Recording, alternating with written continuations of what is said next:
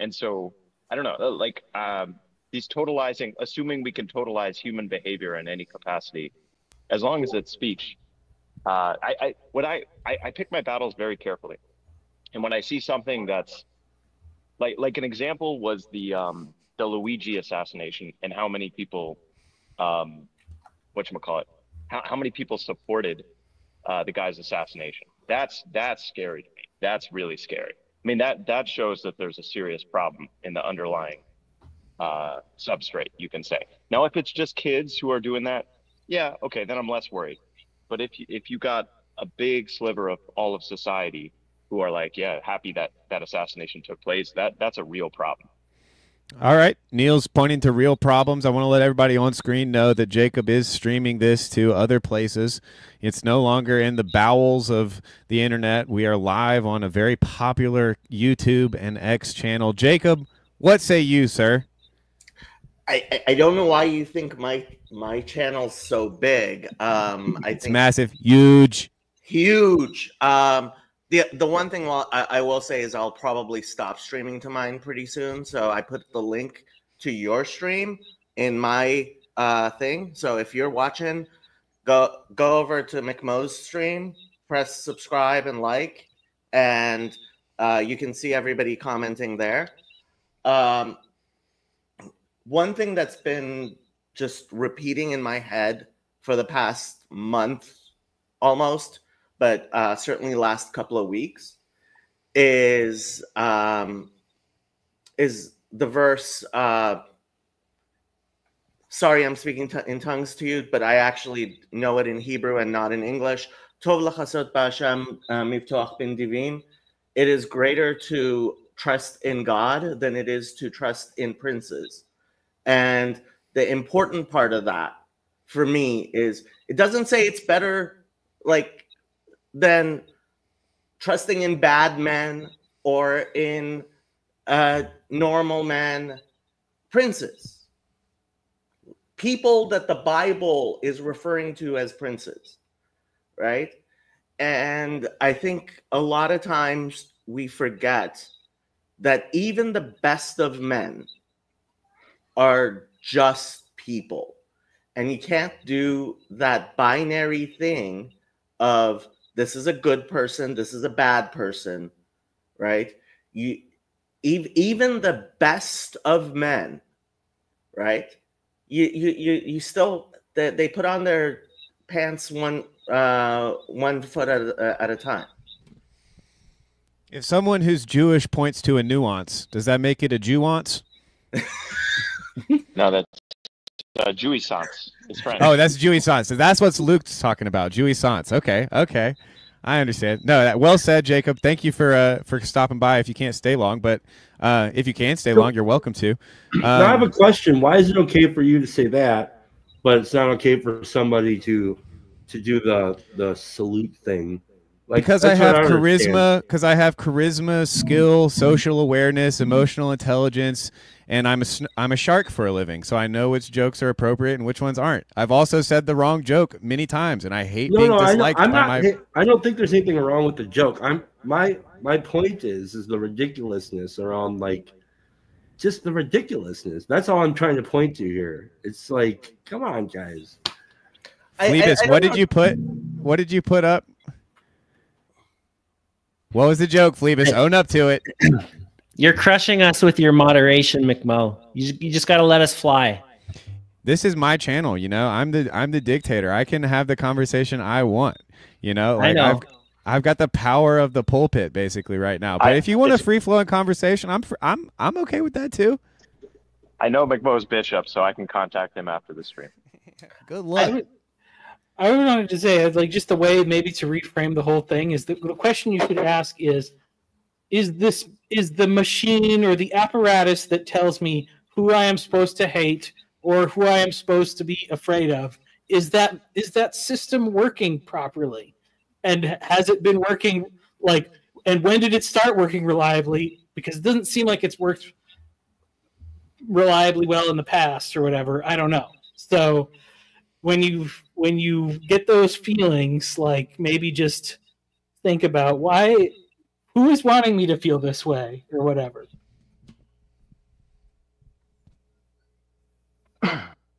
Well, I've got something to say because I must drink me about 15 Dr. Peppers, so I'm probably gonna hop off after this. And I guess I agree with Tim and our gracious host. And in my opinion, I kind of like typed something out so I wouldn't forget actually, but in my opinion, he didn't do it on accident, and it was definitely on purpose.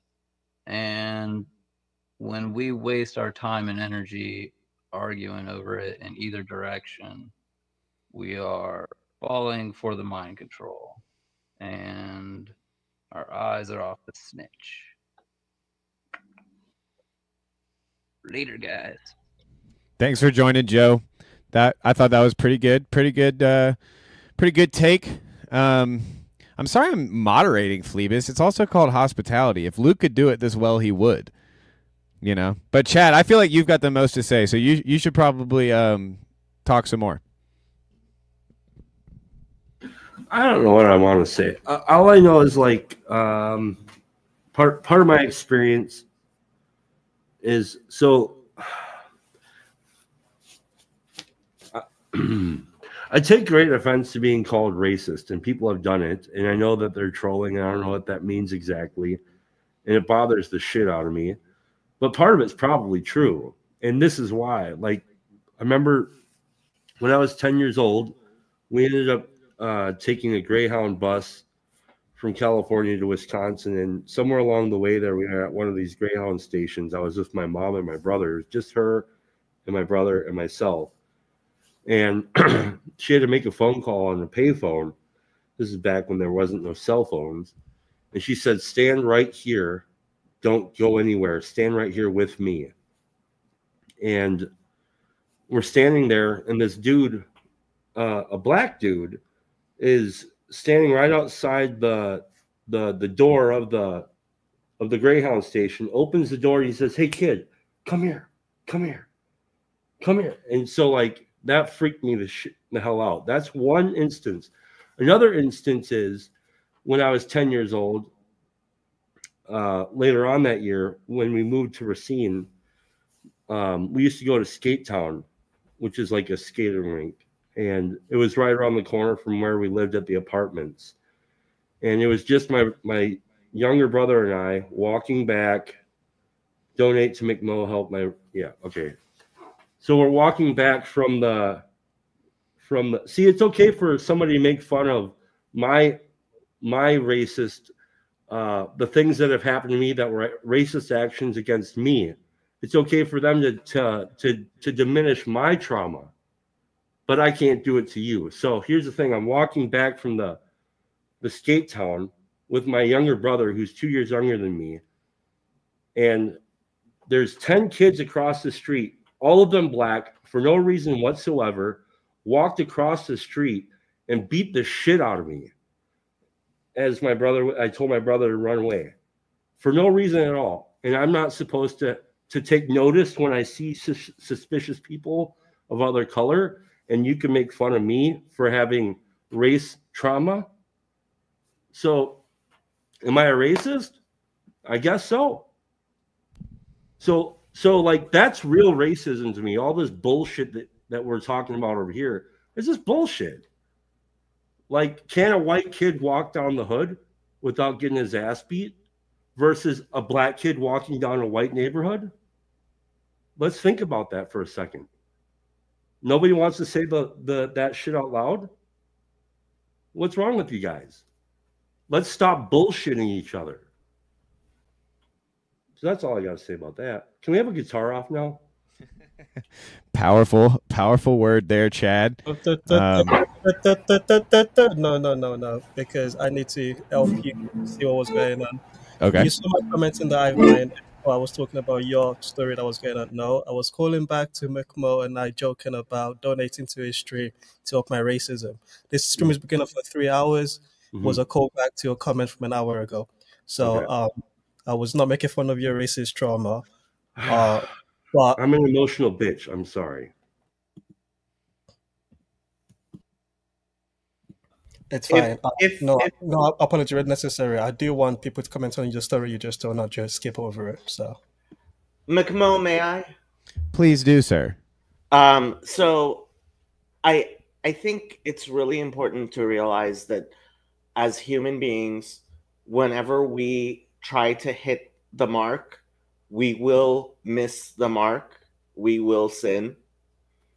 And so for me, a big thing has been pendulum swing, because we start trying to do things like in the 60s, we tried really hard to make up for all the stupidity that came before, which was trying to make up for all the stupidity that came before, which was trying to make up for all the stupidity that came before. And which for me, one of the big things has been when the pendulum starts swinging, trying just to slow it down. For instance, I recently have started talking about Antichrist, right? Whereas I used to constantly talk about why aren't Christians more messianic? I've started saying, hey, let's talk about Antichrist. Because a month ago, and I'm talking mostly about me, right? When I tell people stuff, I'm usually, it's because it's something I notice in my own life, right? That's why I'm interested in it. I had lost hope, right? I had completely lost hope, and I needed that reminder that there is hope, that there is a Messiah that I believe will arrive. And now I'm seeing the pendulum swing the other way. And so I'm talking about Antichrist. And the same goes with, I used to constantly tell people, hey, lighten up, stop with the calling people racist shit, stop calling people anti-Semitic, etc., etc., etc. But let's face it, I mean, I think my stream with Trip, hey, everybody go watch my stream with Trip. No, I think that was an important stream I had with Trip. and Michael. And Michael, yeah. And it was important to me that Michael be at that on that stream. Michael didn't contribute enough to be remembered. Michael didn't contribute enough to be remembered. Shade. Who is Signs in the Dust? Oh, you know him. You know him. We're not going to get distracted by that. I don't know who Signs in the Dust Yes, is. you do. You do. You do. I saw Sartori unmute. So yeah, Michael, what you got, brother? Well, I was just going to think, so the last weekend we went to a water park in Houston, and it, not to brag. Yeah, I mean, it was a Christmas gift from my wife's brother to go stay there. And it was like looking in the little like kiddie area or whatever with my youngest daughter. She's almost 2. And there was like a lot of people of all different races, very ethnically diverse and stuff. And like little kids, 2 years old, 3 years old or whatever, they genuinely do not care. Like, don't think that skin color is like even like 18th on their list of like things that they notice about other kids their age. But then I was just thinking about like, it's so at some point these tensions or whatever, they arise because of what the parents teach their kids. And fair enough that parents are teaching their kids things to warn them to be safe, sometimes to avoid mistakes. I mean, like, so then, my older daughter, my wife's had to correct her, not for any racial thing, but because like she doesn't want to talk to people that she thinks are ugly. Like,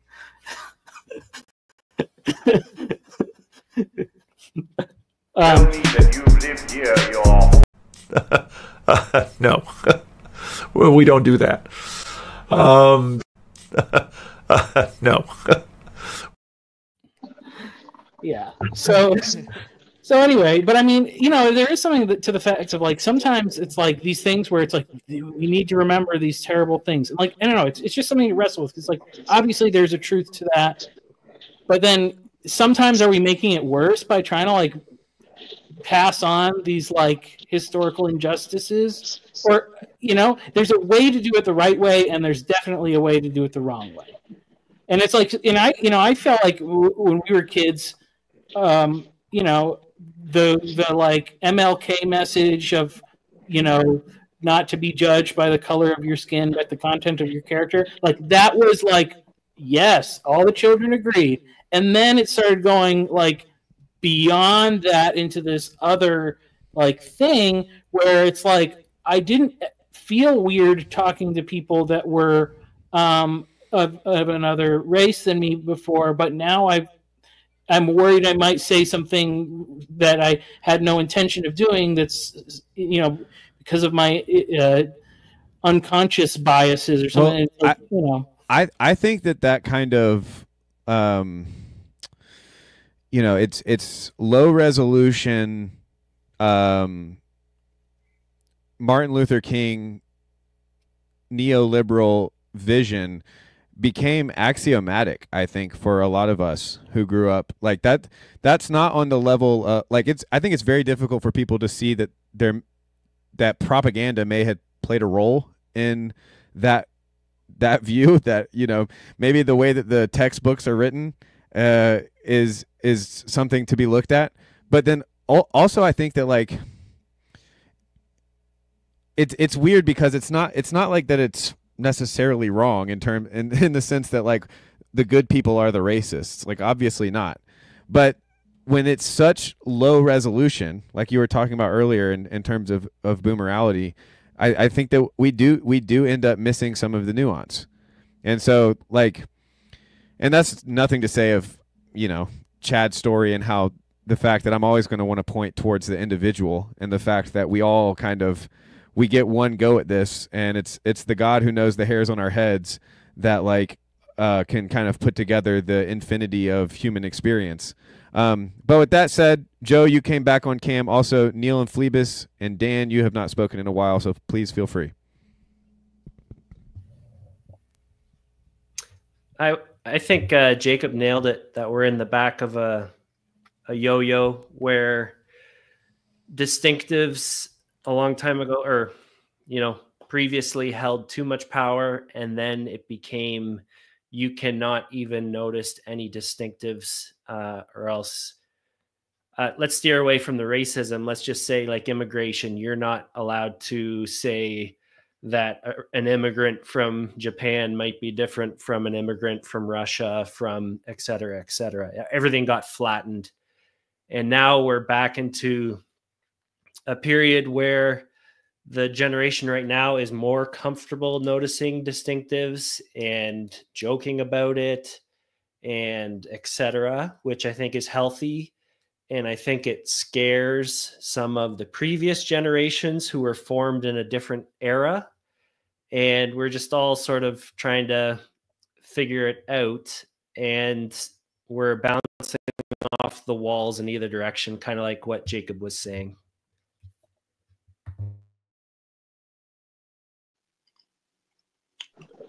I'm a big fan of reducing the scope of the problem. Yeah, I agree with the ping ponging. I agree with all that. I'll go back to my Lord and Savior, like, who is my brother, who is my sister, for the one who does the will of the Father? Is it the one who confessionally professes that they do the will of the Father, or is it the one who actually does the will of the Father? And so Jacob here, over here, he's one of my favorite characters in the corner, because I still have a lot of mixed feelings about Jacob, but he's my brother. Never met him, but I probably will if he keeps up. And I don't really worry so much if I'm able to reduce it down to who am I relating to in the now and why. And if I'm able to do that well, sufficient is the evil unto the day.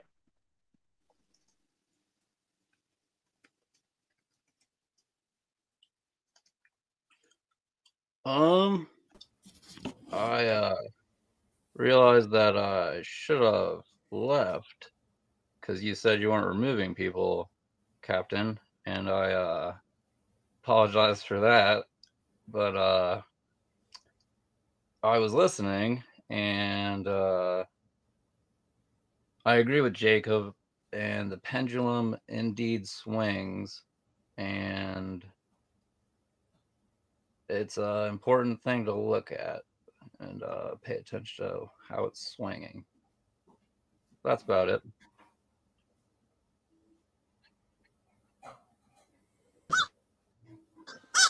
Thanks for the input, Joe. I do see we have a new guest. Yoav, welcome to the McMo streams.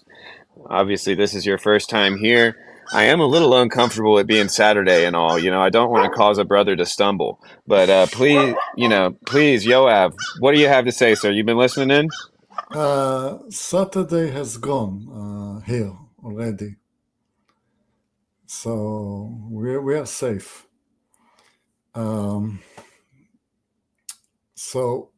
Jacob Channel is kind of a school. It's a school for Hebrew and Hebrew thought.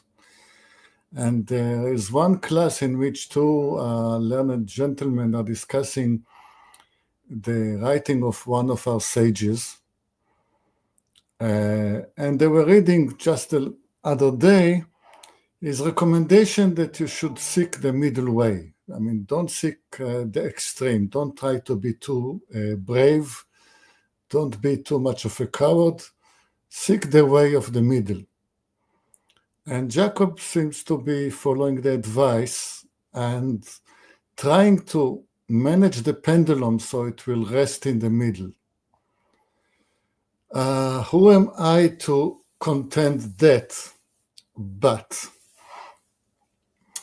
when I was learning the mathematics of the genetics of groups, population genetics, one notices that the middle way doesn't work. You get stagnation. If your group is too small, then the statistics turns around like it's like marriage of relatives, where you're intermarrying in a racial group that is too small, you're all going to die. But the same goes if your group is too wide. There is no way for innovation. There is no possible path for evolution with a group that is large enough, because any innovation will just be drowned in the sea of so many other people, and you are unlikely to succeed if you are slightly better. And a group that is neither small nor large also doesn't work. What seems to have been working for humankind is the swinging of the pendulum. Is that at one point you are getting racist, or maybe it is forced upon you. Maybe you are living in a tribe in an oasis in the middle of a desert, or in a valley surrounded by large mountains. And you are living in a small group, and there is some kind of innovation in the group. Isn't that the constraint though of a worldview? And I'd love to get Neil's take on this because he loves evolution, doesn't he? Good grief! But doesn't that kind of fall within the constraint? Once you have that evolutionary worldview or view on things, aren't you in danger of kind of confusing what is with what should be? Because if what got us here is what caused us to survive, aka the ultimate telos, just passing on our genes, then like who's to say that the racism of yesterday was exactly what God wanted and what we should be doing? I will just finish the argument. So what seems to have been working for mankind, and Yon God is agreeing with me, thanks God, is Thanks, that, Yon God.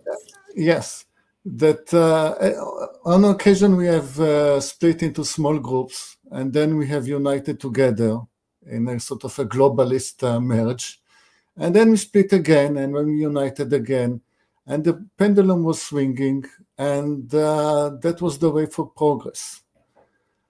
Now you're pushing me to a larger question of how do you reconcile science with religion? Because, okay, this is how the mathematics works, or what is the science is telling you, but should you go by the recommendation of science, or should you follow your God? I was just describing the history. I'm absolutely not telling anybody, especially not the Americans, because I don't pretend to understand anything about the political situation in America. I'm just describing an example. And I'm saying, I'm not sure that following the middle road is staying at the middle road always. I'm not sure that is the optimal way. I think the pendulum is good. I mean, the pendulum was made by God like anything else. I think there is goodness in the swinging of the pendulum. That's my religious argument, but yes, we'll all send prayers up to the pendulum. Neil, what do you have to say? I would say, in order to provide an arena where the agents in the arena can take difficult action or heroic action in the classical sense, the arena needs to be somewhat aligned against us. And I say somewhat because I also constitute the Holy Spirit as the arena that's aligned with us and for us. So I talk about this a little bit in my evolution series. It's like people have an issue with evolution because of the seeming ruthlessness of it. But I don't think the ruthlessness of the system is in dispute. I think you can just look through all of history.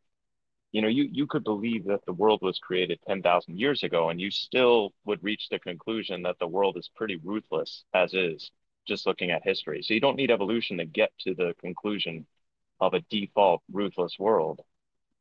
I think what faith allows is the necessity to move forward in that difficult and ruthless structure, and provides us with a framework for moving forward. Now, the framework is different within Judaism versus Christianity. I understand that. But the Christian framework is so ridiculous that I think it's somewhat impossible to follow, and yet we're called to follow it anyway, which is, in my mind, the perfect story, because you want a story that's unbeatable, and yet you're asked to play anyway. Anyway, so maybe I'm a romantic deep in my heart, but yeah. So if I could talk about Dan's question here a little bit, I worry. I posted a comment to this effect on Jacob's channel, actually, that I worry that the last 8 years that the left has been crying wolf so much that they've undermined their capability of really speaking up when it's necessary to do so. And so I think I'm at where I am as I'm watching very carefully. And the asteroids, as Chad was saying earlier, I haven't seen anything yet that has. I think the most concerning thing I've seen actually is the reaction to the assassination that I mentioned, which is mostly I would call that like class-based resentment.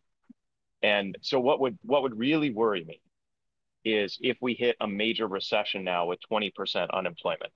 Like, I'm talking Great Depression level unemployment. That would be bad. Like, none of us have seen that in our lifetime. We thought the Great Recession was bad. The Great Recession was nothing compared to what Germany experienced in the Weimar Republic. And the Great Depression here in the US was nothing compared to that. And so what I'm saying is if you take a society that at base is very resentful, and combination of resentment and entitlement and that arrogance to presume that they know best, and then you give that society 20 to 25% unemployment, that's the nightmare scenario. So that's what I'm afraid of. And so right now, we don't seem to have quite that level of resentment. I think because the economy is going, because I don't know, the left at the present time just seems somewhat defeatist and in shambles, and the right is still somewhat gloating, although you can sense that even in all their victory, there's still tremendous resentment among the right.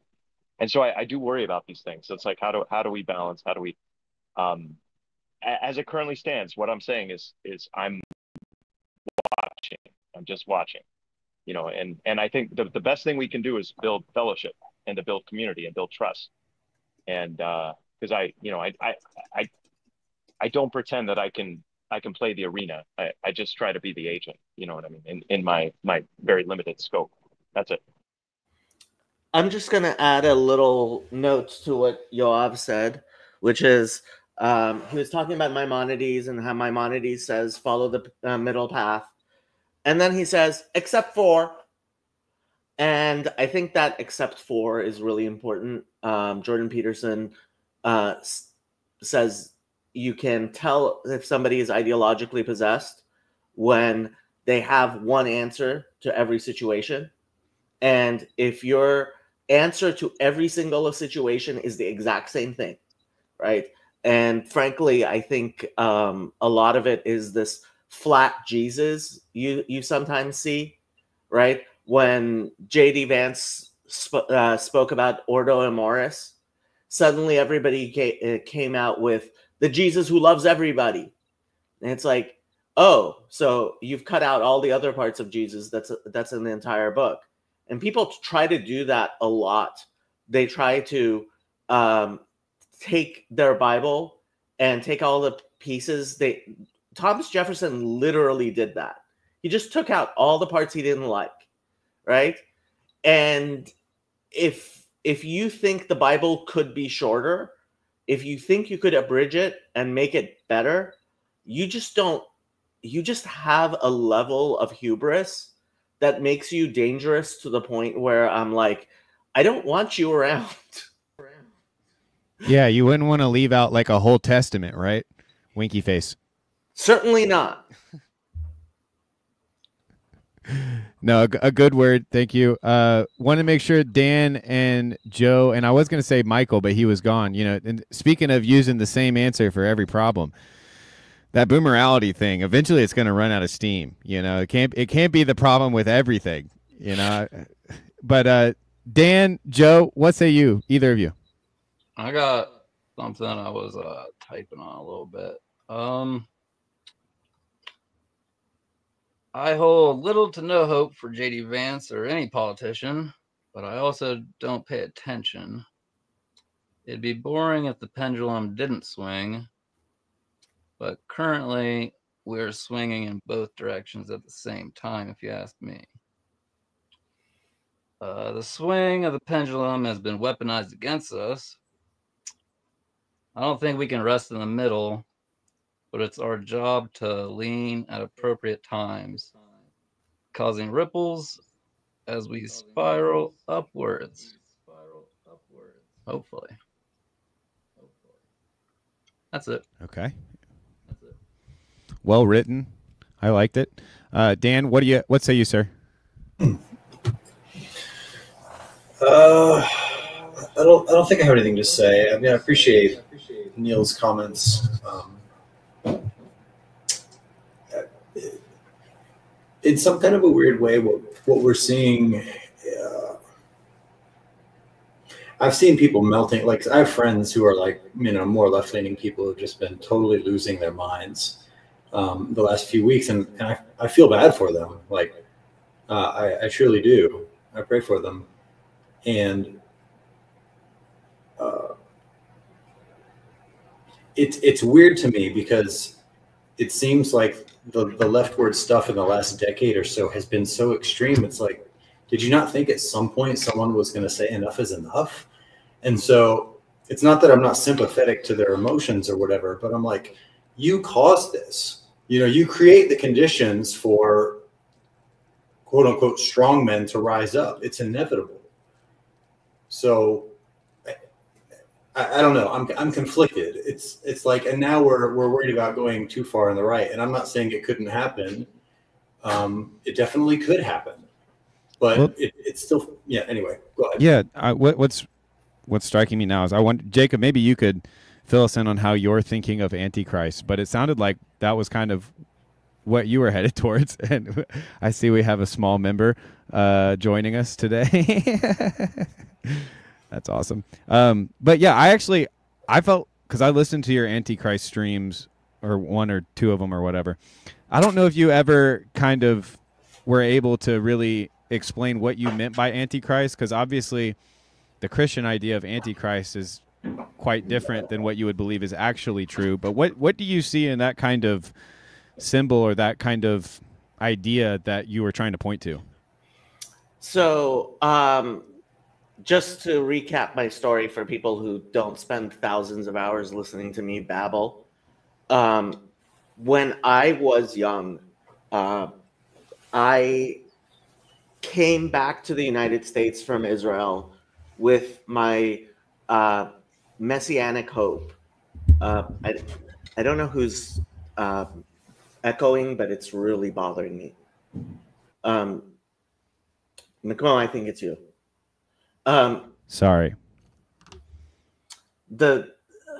So I came back from Israel, and I was filled with messianic hope, and I went to law school, and I was doing a concurrent Master's of Public Administration, which is an MBA for nonprofits, because I was going to save the world. And I was going to go and be a government bureaucrat, and I was going to make things all efficient and beautiful with the world, right? And I remember flying to Washington, D.C., right as we were going into Iraq. And I was interviewing at OPM, the Office of Personnel Management, right? Which is what Doge is taking over, right?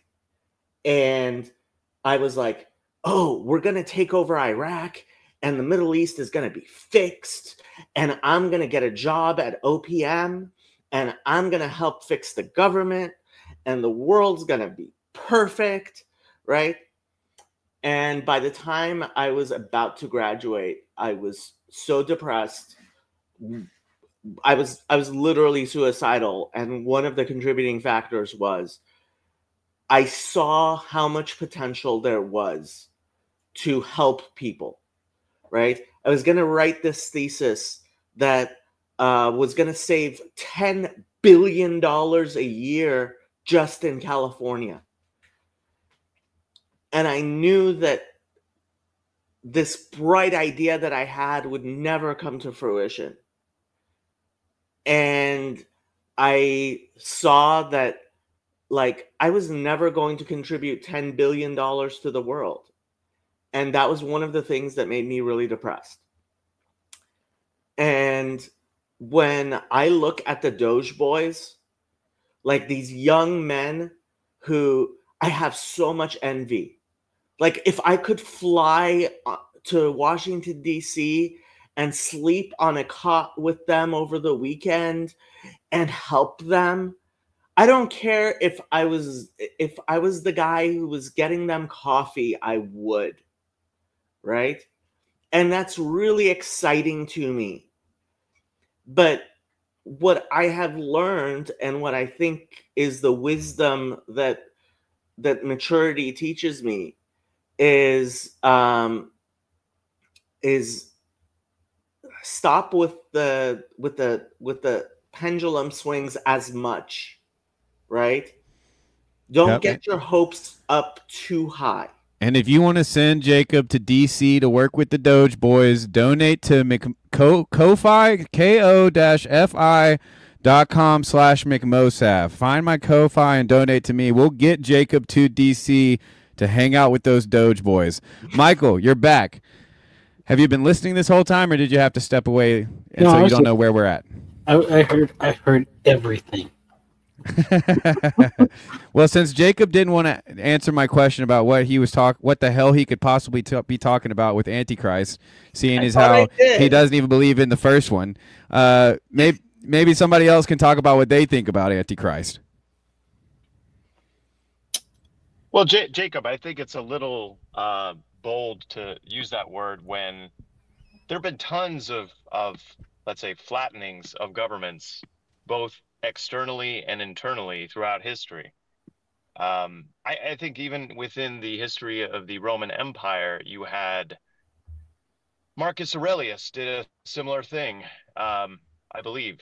I could be wrong about that. So I don't know, like anyone who now I know you use grandiose language, that's something, but like anyone who assumes, oh, Jesus is coming now, or the Messiah is coming now because I'm here now, it's like, yeah, a lot of people have thought that. So maybe. Yeah, I thought I was clear. I meant don't get your hopes up too high with Elon Musk and Donald Trump, because frankly, paying attention to what's going on the left, like I think we're going to see a huge swing. A lot of like these boomers, they're like the Doge team is just going so fast. They don't even know what hit them yet. Brett Weinstein was on Rogan yesterday, and he said they're like dinosaurs who don't know that the comet hit the Earth yet. And so I'm looking past the dinosaurs.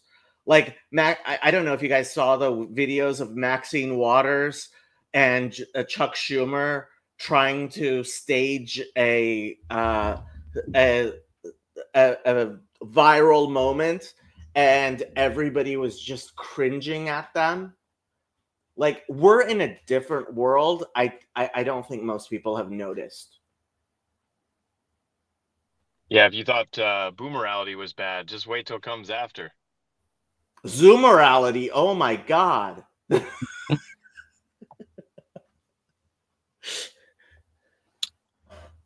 Yeah. I mean, I think it's my big concern with things could go the way they are going now is that it's good that like the artificial things are being torn away and that the fake nonsense is being exposed. But the question is what comes in to fill that gap? And I think that it is, and I guess this is where you could say where, when you have a space that's open, that is a place where an antichrist can appear, or, because I'm not, purely aligned to like the Republican position or whatever. They have a lot of sins. There's a lot of issues with so-called conservative or right-wing politics, a lot of them, and a lot of them are anti the gospel. Some of it, but not in the, but the other side went way too far and way too extreme in other ways. And I mean, I could say the kind of thing that puts the lights on for me is that when you have like this messaging that like it's selfish to have children because of climate change or something, and then I became a parent, and then once you become a parent you realize like nobody that's not had a kid knows what selfishness is, or like the root cause of it, or like it's just so preposterous, because it's like who knows a lot about love and compassion is parents. Like that teaches, like that makes you into a mature person that is more of what society needs. Now, maybe it wasn't as much of a transformative effect when economic circumstances are just making everything like easy or whatever. But I think that in this current moment, especially where it's like a very sacrificial thing, you have to make a lot of sacrifices to be a parent in America. Well, I should say, especially as a married couple. It's, So that. Yeah, so I want to ask, because I've had this vision in my head of Hezekiah going in and cleaning out the temple, and the different sacrifices that were done at every stage of cleaning out the temple and beginning the worship again. And I get, maybe this is coming to my mind because of our two Jewish members of this group, but what would be the Hezekiah equivalent of saying, like, we are returning to the Lord as a society? Like, what does that look like?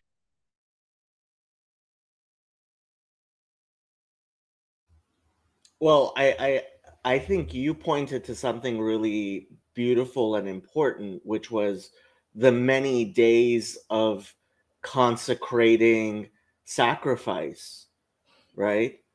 Like, slow your roll.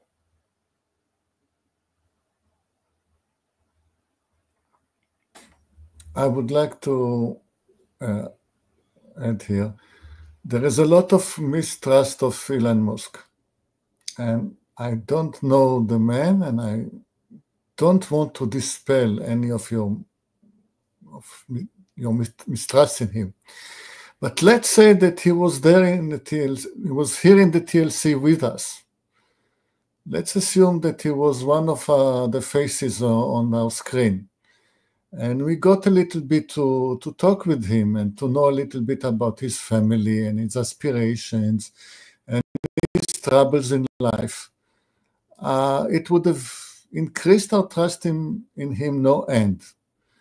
Unfortunately, we cannot do that except by intermediate media. So we still cannot trust the man because we don't trust the media that are translating his image to us. But we do know a lot about him. We know what kind of trouble personally he was going on in the last, let's say, 4 years.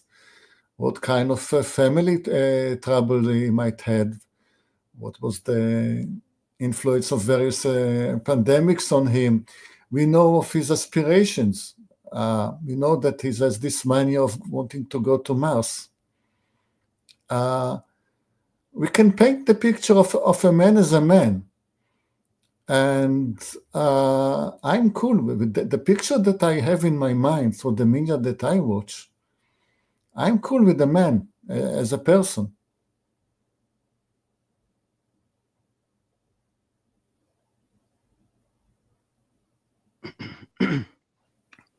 I suppose I got something to toss in. I would say Elon is busy being in like the top 10 Diablo players in the world. So he's not here. And well, he could be here because I don't necessarily believe he's in the top 10.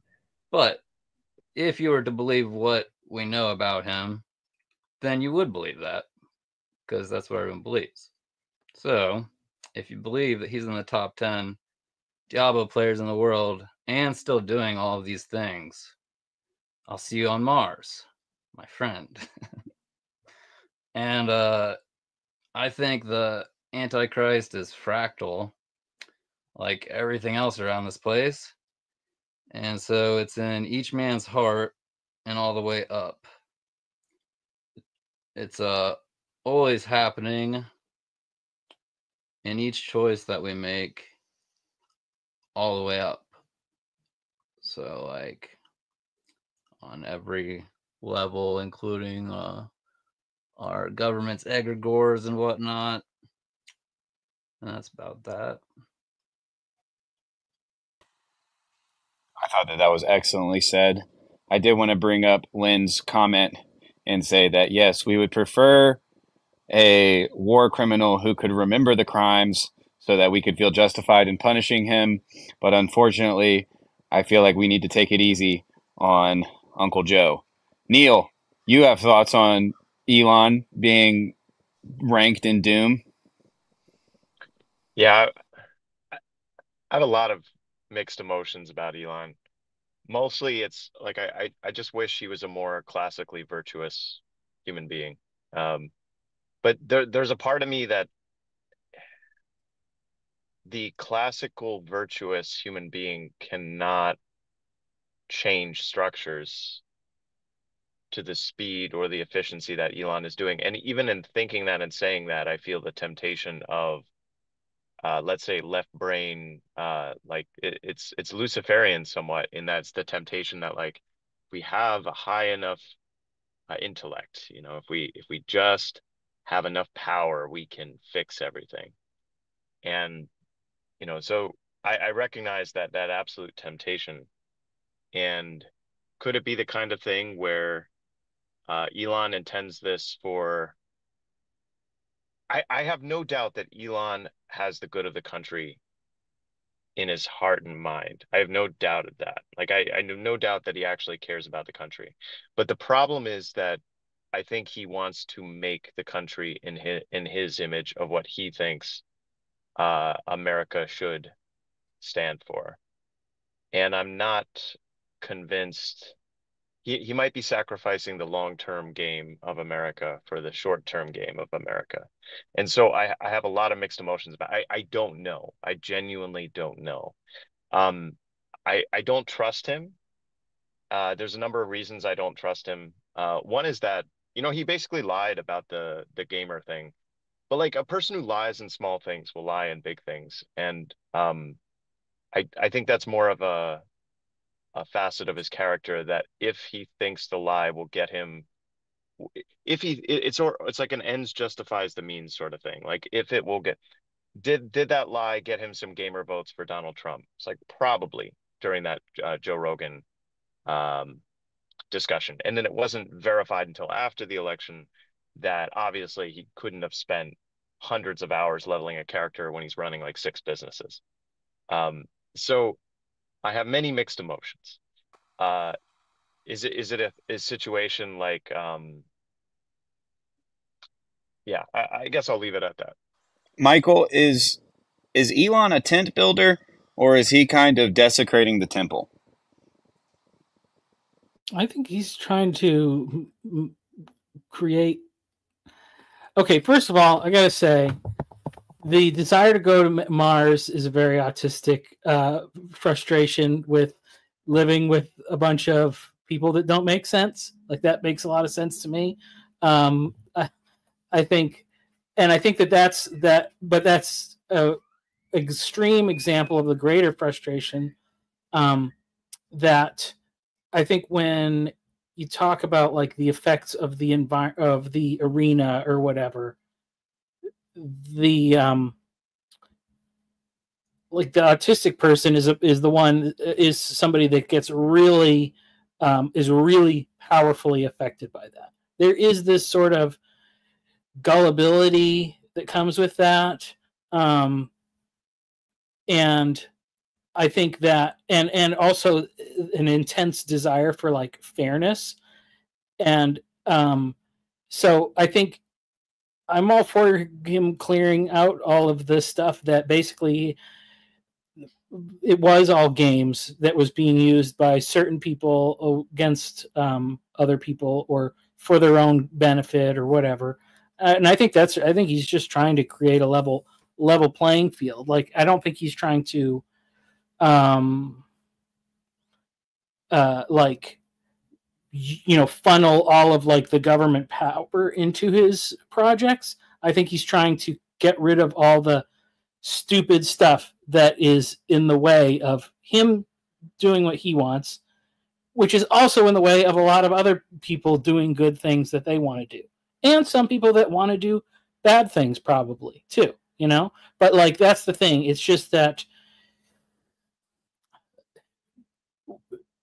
when you have like an open area that you can expand into, you're going to have lots of new things, and they'll all start off. And then the competition arises when, like, you know, when things grow and when borders bump into each other. But we've been in such a place where, like, all of the boundaries and all the borders have been fixed for so long that it's just stagnant. And I think that he's trying to get us out of stagnancy. It's up to everybody, basically. And this is what I was saying, where my fears are of what people will do in the vacuum that it creates. It's up to everybody, but I think he is trying to give an opportunity for people to try ideas. Point of order, a bunch of people are watching on my channel and commenting on the stream there. I pinned a link to McMo's channel. Click on that. Come over and chat with the rest of us so we can be one big group and everybody can see your chat comments and stuff, and like and subscribe, because McMo is one of the guys here who's doing stuff like this. And so, yeah, do that. Yep. If you want to be a part of the #1 new channel on the Peterson Sphere /TLC, come to McMo streams every weekend. We're here. You can see such characters as Michael Sartori, Dan, the new guy, and Joe. And then on today's special treat, we've got Yoav and Jacob, our he bros. And, you know, Jacob's spreading the good word of the McMo streams. I appreciate it. Like Lance says, smash that subscribe button. All of you folks who are coming from Jacob's channel. He normally only puts stuff revolving around the Bible and or politics on his channel. So the fact that he would deign to come down to the slums and really the back alleys of the internet and grace us with his presence and his wisdom, we are overjoyed and grateful. Thank you very much, Jacob. And Yoav, I was wondering if you'd ever find us. You know, I watch you pretty much every week on the Bible study, and I really appreciate your 2 cents. So thank you also for stopping by. It's also cool for this to be worldwide. You know, this is pretty cool. Yeah, we'll come more often then. Thank you. Well, normally it's just me making beats. But, you know, if the conversation starts going off, I pay less attention to the beats. But, yeah. Sorry, go ahead. Jon God should also come. I don't know. He's difficult to corner. He's on purpose not coming here. Very coy. And, I mean, the interaction between us is always interesting. For example, he commented that Elon Musk actually does nothing. He's just depending on other people to do things for him. I think this is what he meant. For what I heard in my media, Elon Musk just destroyed the state of Delaware just by doing nothing. There was a court ruling against him concerning his compensation in Tesla. If he it was against him. I mean, he lost a lot of money because of that. If he went to the Supreme Court to fix it, he would have earned a lot of money. And he just did nothing. He left the ruling as it is, uncontested. And by that, he just destroyed the state of Delaware. So doing nothing is the work of a master. You know, when you're in a karate or Zen or movie, you identify the old master by the fact that he achieves everything by doing nothing.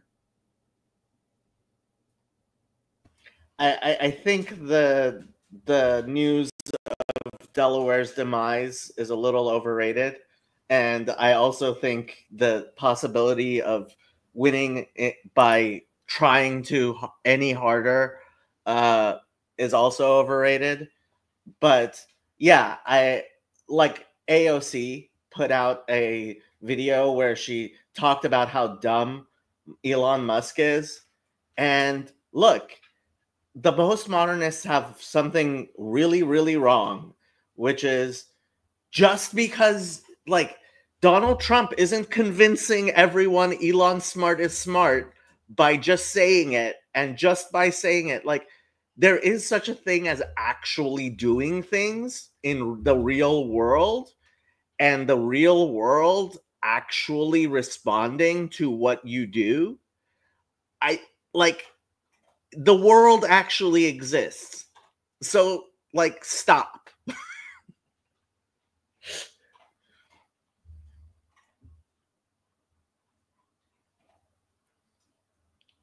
What about that Paula White lady, huh? I don't know much about her. It's an equally troll move as anything else Trump has ever done. I think if Jacob was more familiar with Paula White, he'd be a little easier on us Protestants around here. You know, it could be so much worse, Jacob, and still we catch all this heat from you constantly. But yeah, equate yourself with Paula White, please. She's the head of the White House Office of Faith now. Okay. But she's like a prosperity preacher, televangelist. Which, I mean, I think it's smart, because if you're going to turn off unlimited money printing, you need some other miraculous way of creating wealth. So, like, that seems like a good pick in that way. But yeah, a lot of Christians are really, really upset about it. All of the ones that Paul Vanderklay talks about on Christian YouTube, but also the ones that are Nazis. So, I don't know. And Dan, to answer your question, is there going to be a reckoning for COVID? I doubt it very much. We're getting about as much of a reckoning, I think, as we're going to, and to some extent, I'm okay with that, because I was going to say this earlier. One of the biggest problems we have in the world right now is Germany cannot seem to get over the Holocaust. And like, they're still living in the Holocaust.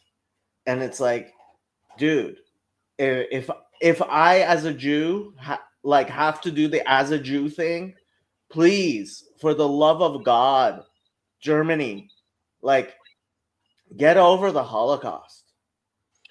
Well, it's that question of what does it look like for a nation to repent, right? And the Christian debacle of what does it look like for after that repentance to be absolved?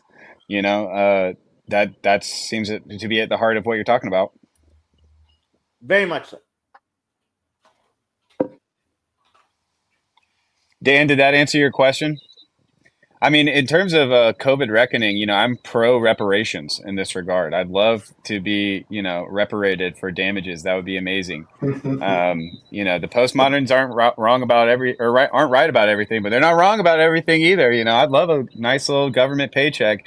Send me some of that USAID money. I'm out here in the trenches. Send my stimmy. That's right. That's right. Yeah, if you want me to work for the U.S. government and get paid by USAID, donate to my Ko-Fi link. It's somewhere in the comments. You can find it. I would like to suggest to Jacob that the failure of Germany to forget the past is part of the punishment. I mean, and I think you would agree with me that this, although, I mean, of course, we think that Germany should have been punished severely for what it did. I think Jacob and I would agree that at this point, we should scream to God, stop. You have punished them enough. I'm not sure it's God that's punishing them. There's a point at which penitence, and honestly, this is Martin Luther living on in them, right? This was Martin Luther. He would go to confession constantly, and his confessor would tell him, "You stop confessing so much," and he couldn't accept that. And they're living with Martin Luther. Like, I'm sorry, McMo, but I try. It gets worse than that. It gets way worse than that. You know, it's way worse than Martin Luther. It's to the degree of Kierkegaard, and now we have to do the branding. We can summon I McMo. want to talk about which. What is it? It's all you have to do is say Kierkegaard. Kierkegaard. We'll see if he stops in the chat later. We can summon McMo.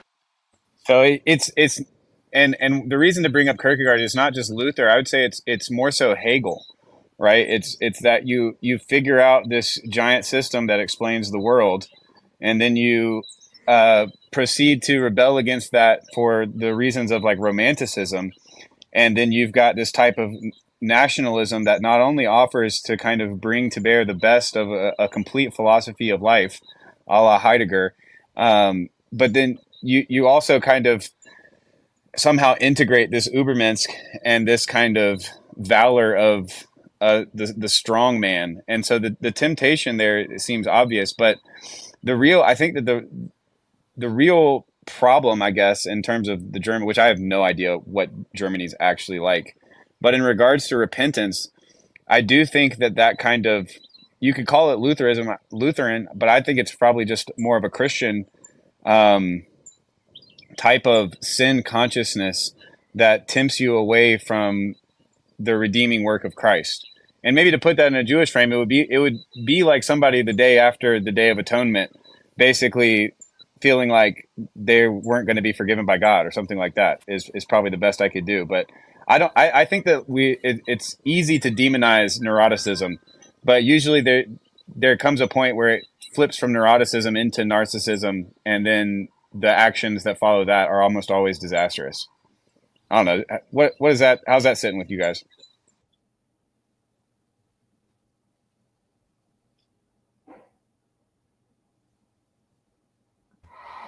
I'm sorry. I don't want to speak of that. I will be way out of my charter.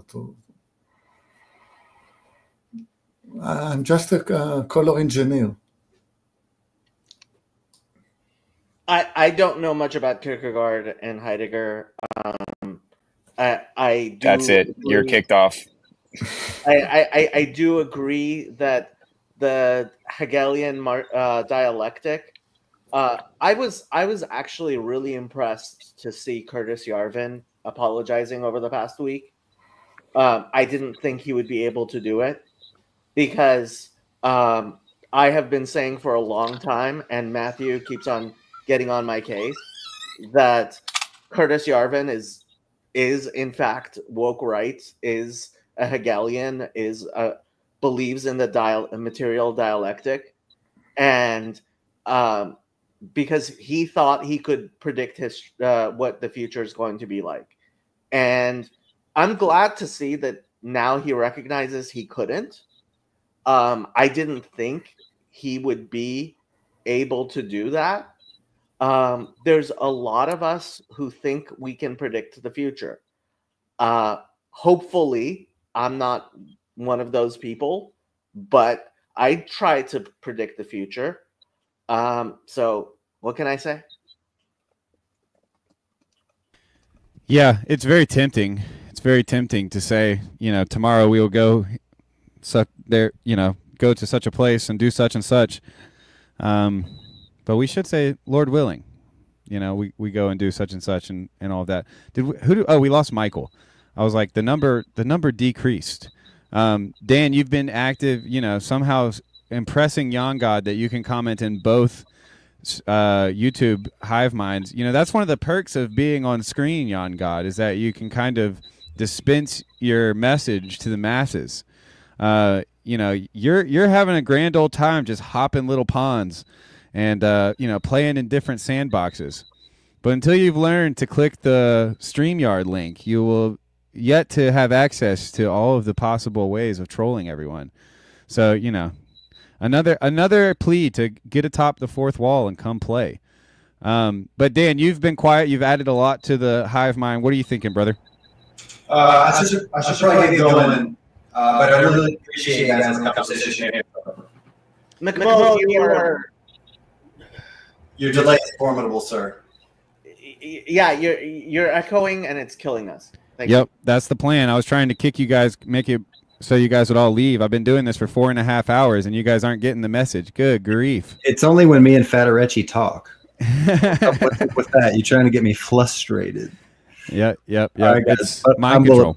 I'm bulletproof. All right. Appreciate you guys. Take care. Thanks for stopping by, Dan. All Let's right. go ahead and let's do last words. I had a beat that I was working on earlier that it's fine. It'll do. I'm pretty exhausted though, so I think it's a good time to call it. But before I do, please feel free, and we'll start with Jacob, and then we'll go to Joe, and we'll give the elder Yoav the final word. Except for me, of course, because it is my channel. So I'll come back and make whatever mess Yoav makes. I'll be sure to clean it up. No worries, no worries. So Jacob, any final thoughts, sir? Give unto the Lord, for he is good, for his mercy endures forever. Short, succinct, to the point. I appreciate it. Joe, final thoughts. This is a little bit long because I didn't say much for a while there, but it'll be all right. I can't predict the future, but I can see patterns sometimes. I wouldn't want to be able to predict the future. Surprise is the spice of life. I think it takes intense gullibility to elect Trump again, and it's amazing. There's some sort of inverted miracle in the making, but it's terrifying to watch from where I'm standing. You never know, though. After all that we have witnessed, well, that was supposed to go before that. That doesn't really make sense anymore. But I think, like, once these people get to the top, and it's pretty much just like a done deal, and they're like a figurehead, an actor, you could probably call them many things, and they're not making most of these choices alone or at all, sometimes probably. And that also goes with politicians too. They're pretty much just controlled actors essentially, and that's why nothing ever changes. Yep, many people agree with you. I can't remember who said it, but it was a word against scientism, and it was like, yeah, all the scientists are like atheist materialists, but all the people who are paying the scientists believe in all of this weird cult magic shit that none of us are comfortable with. So that it's always good to kind of be wary of those with power, and that's another point in the column of Jacob's ill-defined antichrist worries. So Yoav, what have you to say, sir?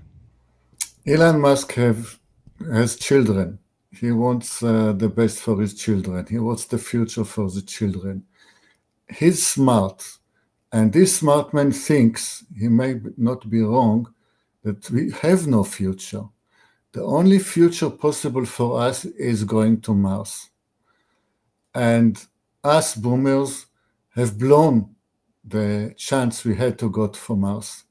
And he knows, like in politics, that he's the very last hope. He thinks that either he lands us on Mars or there is no future. That's the man, as I see him.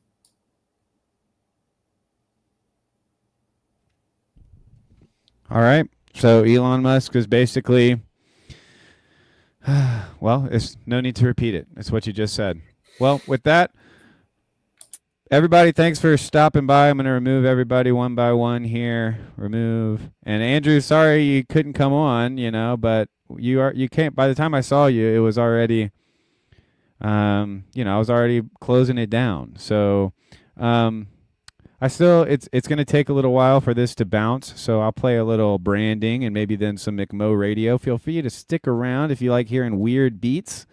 Not necessarily the type of thing you'd normally hear on Jacob's channel, but that's okay. I'm not gonna, my feelings aren't going to be hurt if you don't like it, and that's just the way it is. But we'll play some branding, and then we'll play some music, and then eventually I'll get this bounce, and you can hear the beat I made today while all of this conversation was happening.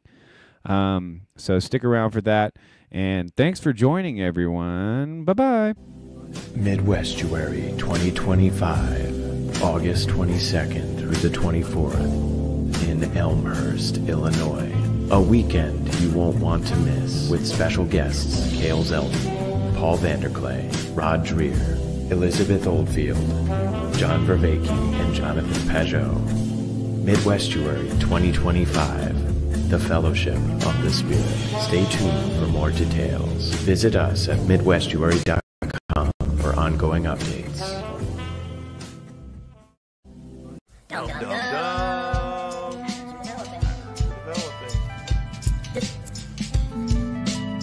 That all sounds well and good, but really, how do I get there?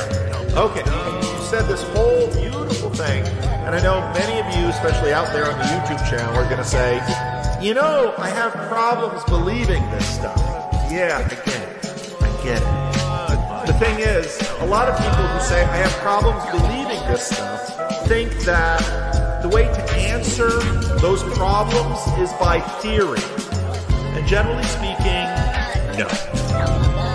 You just don't work that way. You don't ride a bike. You don't learn to ride a bike by theory. You don't learn to swim by theory. You can watch a lot of videos about swimming, but I promise you, you will not learn to swim without getting in water.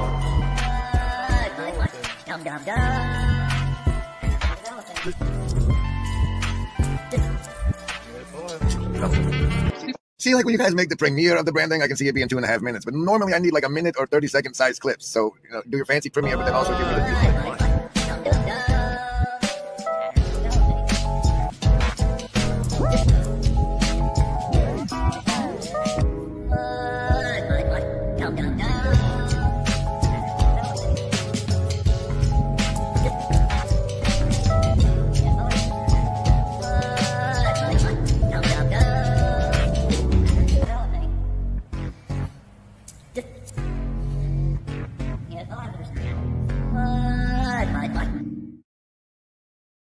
We'll be exploring the philosophy of Søren Kierkegaard.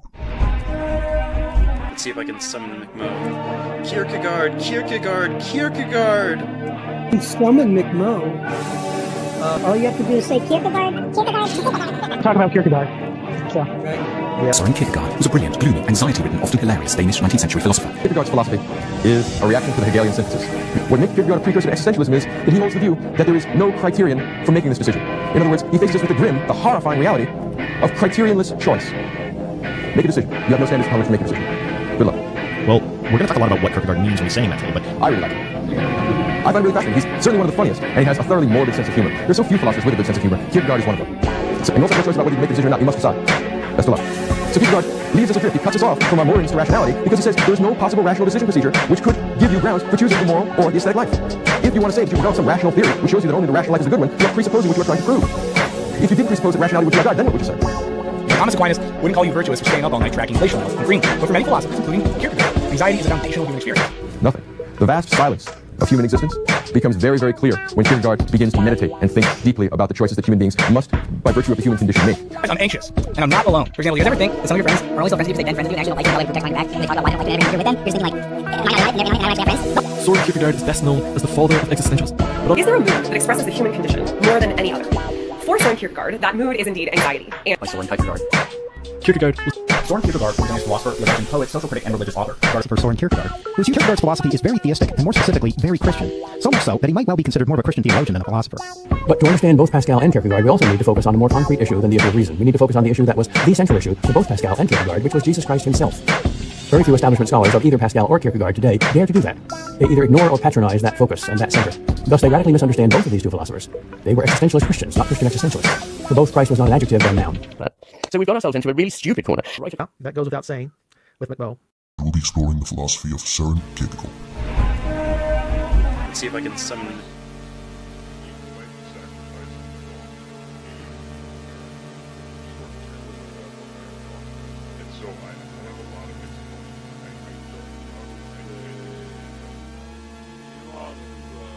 I don't trust him.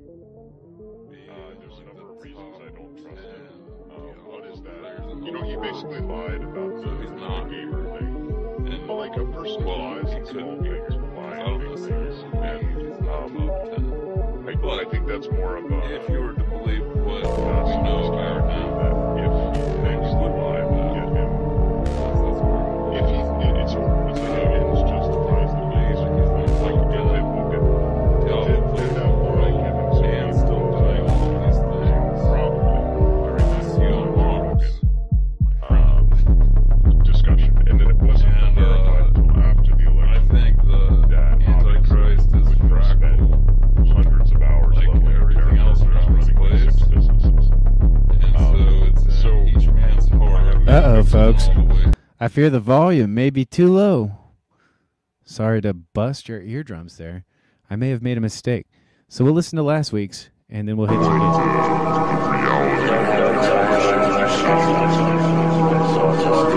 It doesn't matter the circumstances that I am in.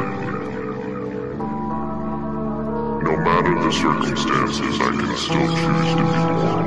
Even if it's impossibly difficult, I can choose to be born. That's the right city. Neil, oh hey Neil, what's going on? Long time no talk. Yeah, it's been a while now. We gotta catch up. Yeah, seriously. Well that is, yes, that is the spirit that knits all things together for good. But there's nothing beyond yourself to protect other than your relationship to God, because how would you know that anything is worth protecting outside of God, outside of what you receive from God? So it's like, is the thing inside of me, is it outside of me? It's coming from knowing God. All these things are reflecting God. So you see your relationship, your primary thing is your relationship to God. You see that, and then you see all the things that reflect the goodness of God, and then you can see the value in that. But where would we, how could we even act without, like, enact and know that it's good without primarily saying, like, no, I refuse, McMo. I will be unesthetic. I'm sorry, I can't be a hipster like you. But, sorry, not, I mean, I'm just adding on to your point, not a really good one, but just that, you can't protect anything without first saying this is good or this is what I value. So, where's that gonna come from besides your relationship to God? Right, Joe, you've been waiting patiently. Can you hear me? Yeah, yourself. What says you something to the yeah.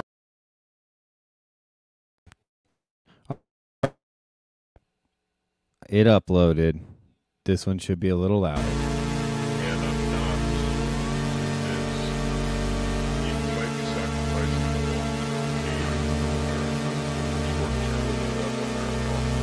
So I have a lot of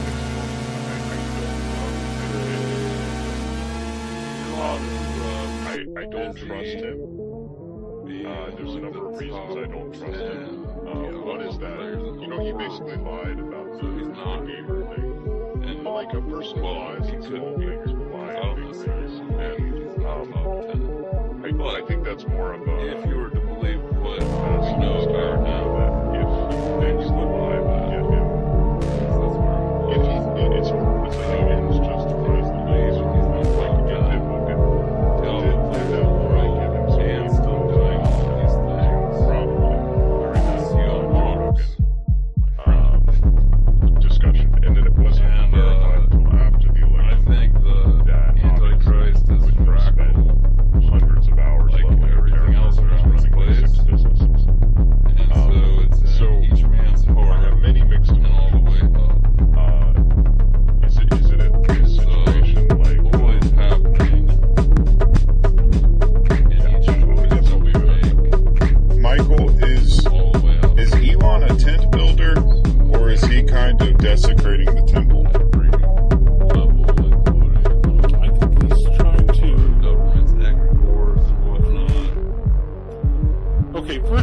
I gotta say, the desire to go to Mars is very autistic. That was excellently said. Frustration. I did want to bring up Lynn's comment and say that yes, we would prefer that makes a lot of sense. a war criminal who could remember the crimes so that we could justify punishing them.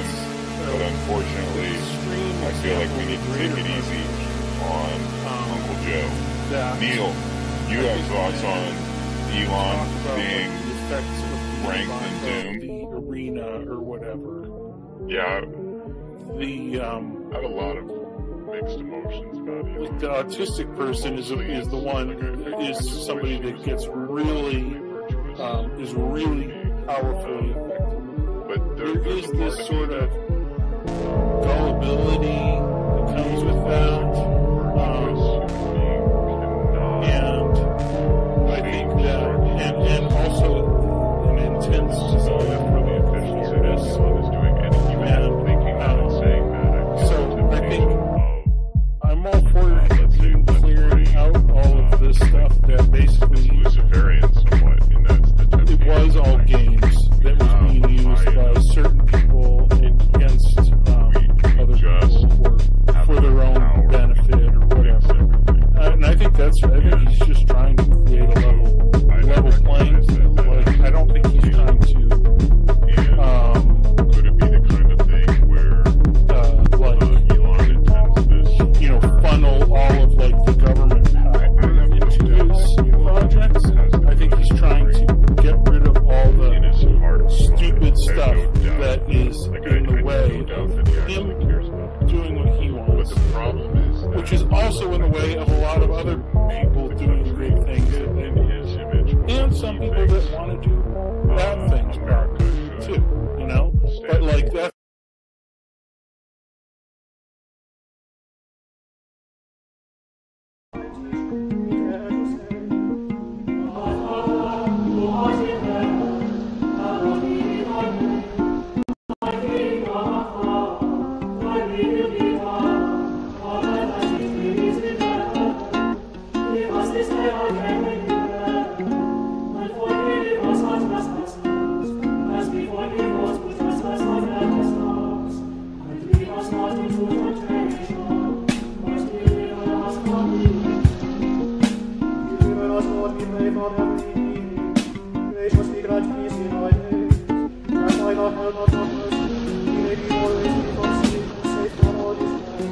As we always are blessed,